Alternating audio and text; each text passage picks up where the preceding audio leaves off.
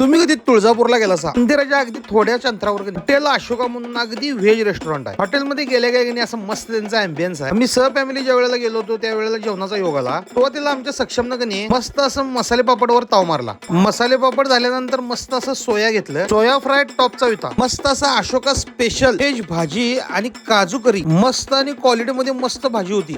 रंगी कलर मध्ये आलेली भाजी सर्व टेबलवर कनी सगळ्यांना वाढून घेतली. त्याच्या सोबत असं मस्तपैकी व्हीट रोटी घेतलेली. काही जणांना चपाती व्हायला चपाती, भाकरी व्हायला असली भाकरी, असे सगळे आयटम त्यांच्याकडे एक नंबर मिळतात. भाजीची पण क्वांटिटी भरपूर होती. तिन्ही टाईपच्या भाज्या आल्या आणि चाळकन लिंबू पिळून घेतला.